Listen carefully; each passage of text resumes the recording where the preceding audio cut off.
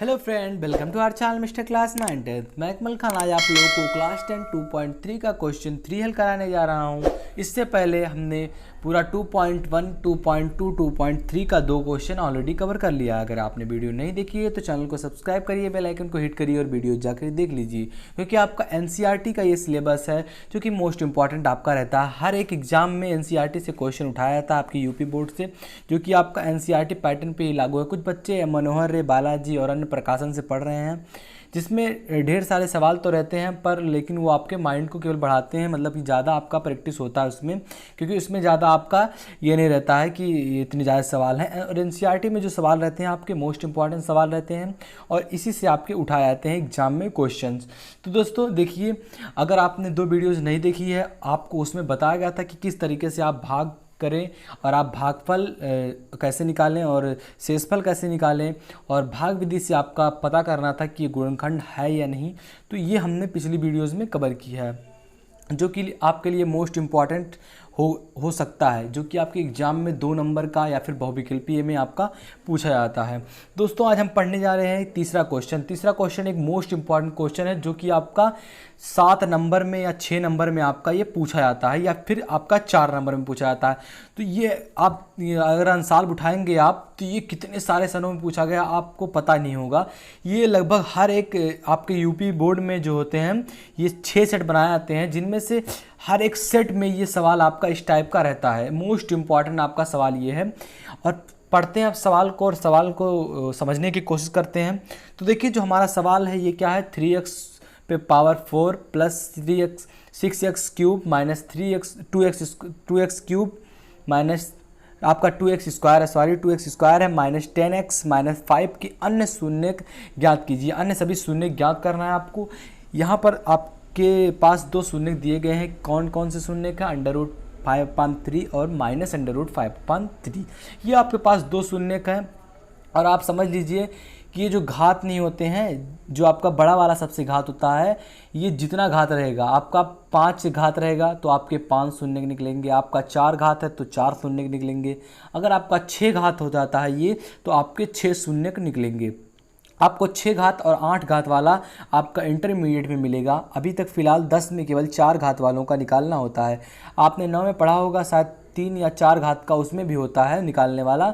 और आपके पास 2 शून्य दिए गए हैं। आपको ऑलरेडी पता है कि 2 शून्य में से 4 शून्य में से हमारा 2 शून्य, एक √5/3 है, एक माइनस √5/3 है। तो आपको ज्ञात क्या करना है, जो 2 शून्य हैं आपके जो इसके, ये आपको ज्ञात करना है। तो हम क्या करेंगे, देखिए हल में आपका लिखा गया है कि ये जो हमको बहुपद के 2 शून्य दिए हुए हैं, ये जो बहुपद आपका px है, ये जो आपका बहुपद दिया गया है px में, ये आपका जो इतने 2 शून्य है ये आपके दिए गए हैं। तो आपको क्या करना होगा, ये जो 2 शून्य नहीं है इनको आपस में गुणा करने ला है यक्स के साथ, यानी कि जो एक शून्य बनाने की यक्स माइनस √5/3 और x माइनस √5/3। ये हमने क्यों लिखा, कि एक शून्य का आपका x मान लिया, एक शून्य की x, आपके पास 4 शून्य का मान लिया, एक शून्य की x है, एक शून्य की आपका दिया गया है, एक शून्य की x है, एक दिया गया है। आप क्या करेंगे, आप इसको गुणा करेंगे और जो संख्या प्राप्त होगी ये जो गुणा करने पर दोनों की, वो आपकी हो जाएगी एक शून्य, मानक के तौर पे आपकी एक शून्य हो जाएगी।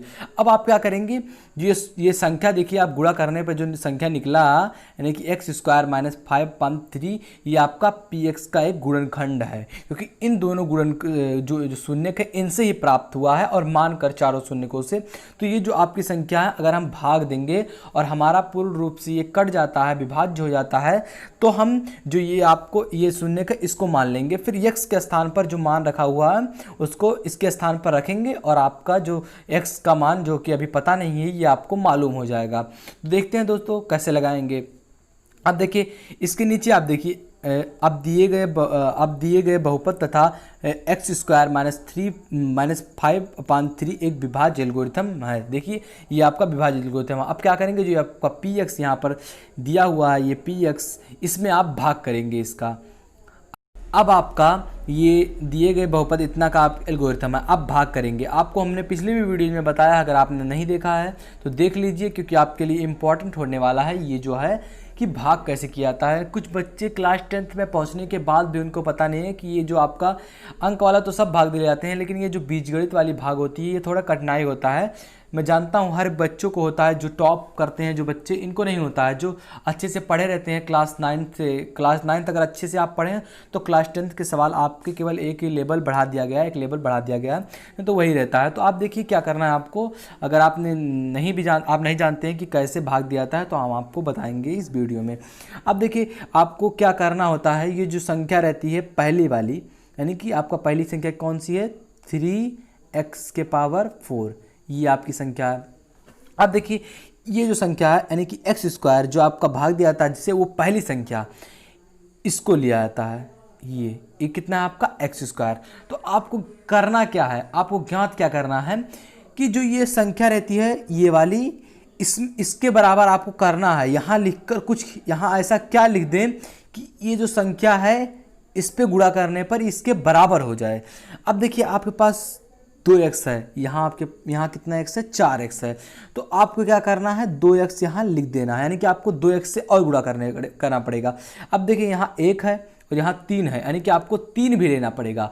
अगर आप 3x² से x² में गुणा करते हैं, ये जो संख्या आपकी है 3x⁴ ये आपकी कट जाएगी, यानी कि इससे भाग कट। और आपके लिए इंपॉर्टेंट ये होता है कि आपको पहली संख्या ये जो लिखी होती है इसको आपको किसी भी हालत में इसमें काटना होता है। भागफल में कुछ भी आप किससे भी गुणा करें, किसी भी भाग करें, आपको इस काटना होता है बस।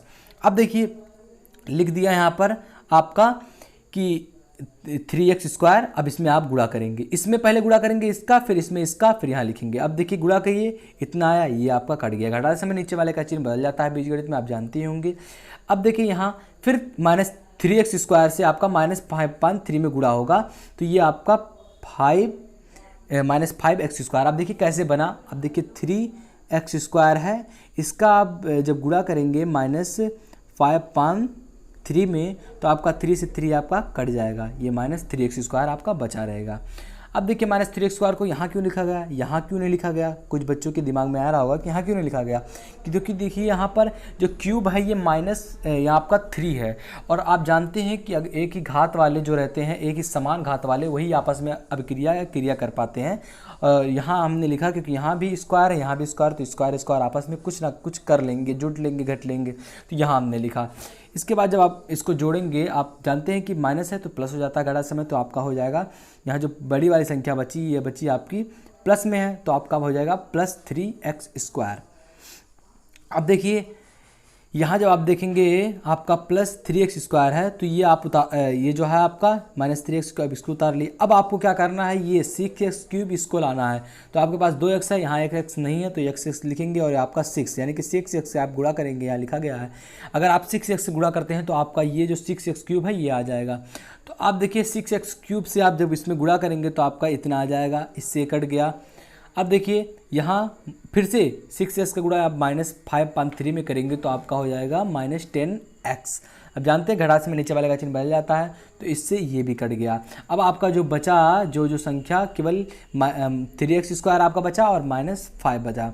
अब देखिए आपको 3x² है तो आपके पास क्या है, x² है, आपको क्या लिखना है, केवल यहाँ पर +3, क्योंकि यहाँ पर आपके पास ऑलरेडी 2x है और आपको 2x लाना भी था।